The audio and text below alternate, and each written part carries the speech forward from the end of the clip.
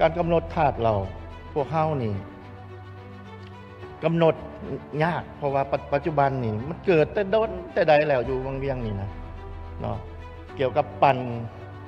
เฮ็ดเบื่อนี่นะใส่กับเราเกี่ยวกับถาดเบื่อถาดหยังต่างๆคือเดี๋ยวนี้ปรากฏการณ์ฮ้อนหลายอยู่ฮอดรัฐสภาอยู่ออสเตรเลียนี่ก็กล่าวถึงเฮาเว้ากับกฎหมายเกี่ยวกับสาธารณสุขนี่คงเขตเรื่องการคุ้มครองเครื่องดื่มที่มีท่านเราในท่านประธานนี่ก็ข้าพเจ้าคิดว่าบางเทื่อกฎหมายเขานี่ก็บัญญัติไว้อยู่แต่ยังบ่ได้เข้มงวดปานใดต่อกับการคุ้มครองเครื่องดื่มที่มีธาตุเหล้าโดยเฉพาะเป็นการผลิตการจำหน่ายการบริการการบริโภคเหล้าเถื่อนนี่อยู่บ้านเฮาถือว่าหลายที่สุดพวกเขาก็สูญเสียสุขภาพสูญเสียชีวิตหลายในการเอิ้นว่าบริโภคเหล้าเถื่อนเราบ่ได้รับการอนุญาตหรือบ่มีออยนี่อยากให้พวกเขานี่เบิ่งขึ้นเบิ่งตัวอย่างกรณีเกิดขึ้นใหม่ๆที่ยังบ่ได้เป็นทางการจากการชี้แจงของภาครัฐนี่อยู่วังเวียงนี่ถามว่าพวกเขาบัญญัติอยู่ในกฎหมายฉบับปรับปรุงนี่ว่าห้ามเด็ดขาดบ่ให้ผลิตบ่ให้ดื่มหรือบ่ให้บริโภคจำหน่ายเหล้าที่บ่ได้รับอนุญาตนี่บางเทื่อมันจะบ่มีห่างเสียงที่มีลักษณะเป็นลบต่อประเทศเราท่านประธานขอจบขอบใจเรียนท่านประธานที่เคารพนับถืออย่างสูงเรียนบรรดาทานที่เคารพนับถือข้าพเจ้าคำประสิทธิ์เทพวงศาสมาชิกสภาแห่งชาติจากเขตที่ 16 แขวงเซกของขออนุญาตประกอบความเห็นเกี่ยวกับการประเมินเกี่ยวกับกฎหมายทั้ง4กฎหมายนี้เนาะมาว่าถึงเรื่องธาตุเหล่านี้เป็นการกำหนดธาตุเหล่าพวกเฮานี่กำหนดยากเพราะว่าปัจจุบันนี่มันเกิดแต่โดนแต่ใดแล้วอยู่วังเวียงนี่นะเนาะเกี่ยวกับปั่นเฮ็ดเบื่อนี่นะใส่กับเราเกี่ยวกับ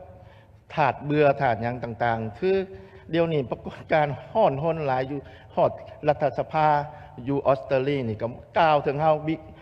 ข่าว BBC กับเว้าถึงทางเสียของเฮาบัดทุกขอบด้านพวกเฮาสิพังตอนนี้แหละเนาะเพราะว่าญาติกันย้อนกฎหมายตัวนี้เฮาบ่ไปคุ้มครองไปเบิ่งดีๆนำเขานี่นะพวกเฮาสิแก้โตจังได๋พวกเฮาก็ยากตัวนี้นะเพราะว่ามันพวกเขาบ่เฮ็ดแต่ทำอิฐแล้วเนาะอันนี้ต้องฝากถึงกระทรวงเกี่ยวข้องต้องชี้แจงเบิ่งคืนเนาะบังคับใช้กฎหมายนี่สำคัญหลายท่านประธานมาตรการบังคับใช้กฎหมายนี่ผ่านมานี่เป็นยังเนาะเป้าหมายที่มันเป็นเป้าหมายรายใหญ่มันบ่ย่านกฎหมายจับได้ไล่ทันก็บ่ย่านบุเดียวก็ออกมาข้าพเจ้าบุญธรรมพุทธวงศาดิกสภาแห่งชาติเขต1นครหลวงจันทร์ขอมีความเห็นและเปลี่ยนบางคิดใจต่อกับการปฏิบัติวาระแห่งชาติบริการแก้ไขปัญหายาเสพติดซึ่งโดยพื้นฐานแล้วข้าพเจ้าสนับสนุนต่อบทรายงานของท่านรองนายกรัฐมนตรีที่ได้เว้าถึงสภาพการจัดตั้งปฏิบัติวิธีการแก้ไขสกัดกั้นและปราบปรามยาเสพติดอยู่ในวาระแห่งชาติในระยะ10 เดือนนี้ข้าพเจ้าก็ขอแสดงความเป็นเอกภาพและเคารพต่อความเห็นของบรรดาท่านผู้แทนนั้นข้าพเจ้าขออนุญาตมีความเห็นแลกเปลี่ยนบนว่าอันที่1นี่เป็นขอห่วมยั่งยืนกับคำเห็นของท่านรองนายกว่ายาเสพติดบ่สามารถปฏิบัติได้และแก้ไขได้ในระยะเฉพาะหน้ามันจะต้องได้สืบต่อแก้ไประยะยาวเพราะมันติดพันกับหลายอันอันที่2นี้เอกภาพว่าผ่านการปฏิวัติแห่งชาติมานี้ถ้าจะว่า3 ปีก็ของแม่นแต่พอเขาสรุป10 เดือน11 เดือนนี้มันบ่พ้นเด่นในวาระแห่งชาติมันเด่นตั้งแต่อยู่ในโขงเขตวิสาเฉพาะของกำลังปกอาวุธกำลังเจ้าหน้าที่พวกเขาลงเคลื่อนไหวพบปะกับประชาชนผู้มีสิทธิเลือกตั้งอยู่หากฐานท้องถิ่นนี่องค์การจะตั้งอยู่ขันหากฐานบ้านนี่บ่ทันได้รับรู้บ่ทันได้เข้าใจว่าพวกเขาปฏิวัติวาระแห่งชาติบ่ได้ยาเสพติดแล้วสิเฮ็ดอีหยังเฮ็ดแนวใดเฮ็ดอยู่ไสเฮ็ดกับไผบ่ฮู้จักเพราะฉะนั้นเฮ็ดให้ตัวเลขที่ออกมาจากซองแสงออกจากบทรายงานนี่ข่าวว่ามันเป็นตัวเลขงามซื่อพฤติกรรมตัวจริงอยู่หากฐานนี่มันเป็นตาญาติดิท่านประธานเป็นตาญาติแท้เลยเพราะนั้นพวกเขาคิดว่าจะปล่อยให้วิธีเฮ็ดเวียกของเขาแบบนี้ไปอีกนี่มันก็สิได้แต่ซ้ำนี่ได้เพราะฉะนั้นข้าพเจ้าขอเรียกร้องว่าภ าคส่วนใดจะให้รับผิดชอบเวียกนโยบายเกี่ยวกับยุทธศาสตร์ในการป้องกันอันนี้โบเมนแต่ต้องมอบให้แต่เจ้าหน้าที่ตำรวจทหารเลยมันต้องเป็นหมดถูกภาคส่วนสังคมการจะตั้งและสถาบันครอบครัวเมื่อก่อนนี้พวกเขานำไส้องค์การจะตั้งมหาชนเป็นกำลังแห้งในการแก้ไขโดยเฉพาะเป็นการปลุกระดมปลูกคิดสำนึกการโฆษณาประชาสัมพันธ์เป็นต้นก็เป็นคณะสนุมประชาชนปัจจุบันลาวและสถาบันมียิงนี่ต้องเฮ็ดเวียกอย่างแข็งแรงแท้เพราะมันกำลังแห้งของเจ้าได้เกินไหวนี่แหละนะยาเสพติดมีแต่สาวหนุ่มวัยหนุ่มเป็นส่วนใหญ่ผู้เฒ่าก็มีอยู่แต่บ่หลายเยาวชนแล้วก็ไม่ยิงสถิตินี่มันก็บอกแล้วว่ามันวัยหนุ่มแล้วก็เป็นเพศหญิงดังนั้นข่าวว่าเพศหญิงกับไม่นอนอยู่วัยหนุ่มมันต้องห่วมกันเหตุโอกาสมาส่วนวันนี้สังเกตว่าวิธีเหตุเวียกนี่มันโบไปตามแล้วของเขาเรียกว่าเป็นไปตามโลจิกของมันคณะกรรมการระดับชาตินี่มีหมดทุกองค์ประกอบทั้งกระทรวงสายตั้งทั้งองค์การมหาชนแต่ว่าวิธีจะชี้น้ำบรรษาอยู่ห้าฐานมันบ่ออกท่านประธานข้าพเจ้าอยากให้คณะพิสอบขั้นศูนย์กลางก็คือคณะพิสอบขั้นรัฐบาลนี่นะ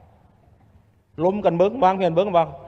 คณะสนุมประชาชนแล้วขั้นศูนย์กลางไม่ยิ่งศูนย์กลางแนวลาวสังสาดศูนย์กลางนักคบเก่าศูนย์กลางกรรมบาลศูนย์กลางสีเฮ็ดเนี่ยได้วางแผนเพื่อเอากระจายเอานโยบายของตัวเองลงไปสู่สายตั้งของตัวเองอยู่ฮอดบ้านเลยมีมดสาวนมศูนย์กลางลงฮอดสาวนมบ้านมีมดแต่บ่ได้เคลื่อนไหวเลยเบียกนี่มันต้องได้เคลื่อนไหวอย่างตั้งนะปลูกสำนึกแม่นแล้วเนาะเขาลงไปว่าวนี่เป้าหมายมันเข้าป่า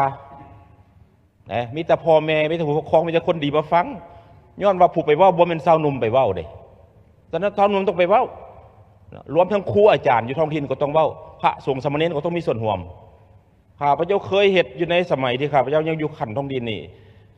ไปเคลื่อนไหวแก้ไขปัญหาที่นี่มันเอาพระสงฆ์สามเณรเอาครูอาจารย์ที่มีวัดวิบาทอยู่ท้องถิ่นนั้นเป็นเจ้าการเลยนี่ก็ขอโทษหลายๆบ่ให้ออกข่าวเนาะเอามาสูตรน้ำมนต์ให้นะแล้วถือถามเอาฮอดลูกปืนมาได้มาใส่โอ่น้ำมนต์เนาะเอาป้าหมายมาซึกเสาหมบาบุญคุณโทษกฎหมายเยื้องเห็นเหตุผลแล้วเอากินน้ำมนต์สาบานพร้อม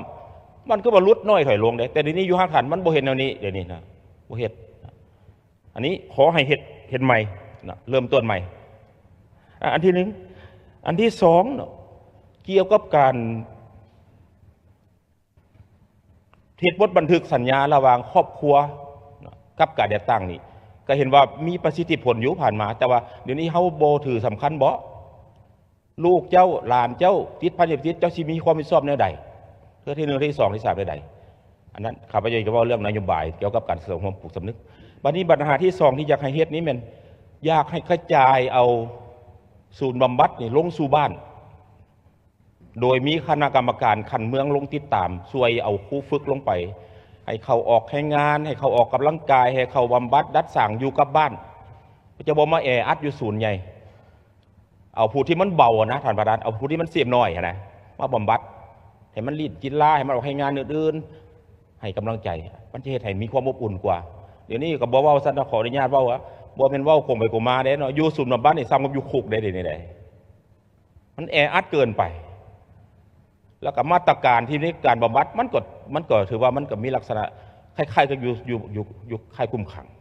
อันนี้เขาต้องได้แก้อยู่นี่เพราะตามการลงสำรวจนี่มันบางเทื่อบอกเอาไปซูนเอาไปฝากที่กองคดีแล้วไปอยู่ใช้ชีวิตคือจังคนโทษนี่ไหนผู้บำบัดนี่ไหน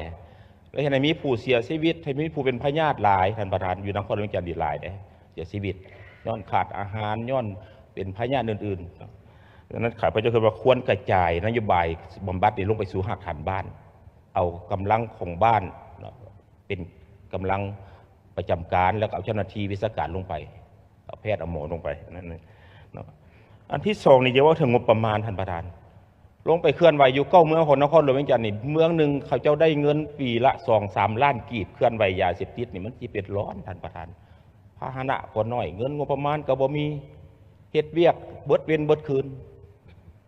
นี่เห็นใจเขาเจ้าได้เนาะเราอยู่ในแผนงบประมาณของรัฐบาลนี่ก็บอกถึงว่าสิเอาไปแก้ไขว่าอย่างซ่าเรื่องยาเสพติดจักกีบเถื่อดิเขาเชื่อได้ไหนนี่ตรงนี้บอกกันคืนว่าควรกำหนดเป็นบริษัทว่าสิแก้แนวใด ส่วนสิเบลเรื่องสร้างศูนย์แห้งใส่มหาศาลเงินคำจะว่าเอาไปแก้ไขเวียกนี่มันก็ยังยากแล้วท่านประธานเนาะอันนี้เป็นตัวจริงเลยนั่นแหละเนาะอันนี้ปัญหาที่สามอันนี้มันเป็นการบังคับใส่กฎหมายนี่สำคัญหลายท่านประธานมาตรการบังคับใช้กฎหมายนี่ผ่านมานี่เป็นยังเนาะเป้าหมายที่มันเป็นเป้าหมายไรไงมันบุญานกฎหมายจับได้ไรทันกว่ายาบุญานบุเดียวก็ออกมาเขาต้องได้บังคับใช้กฎหมายผิดกับว่าผิด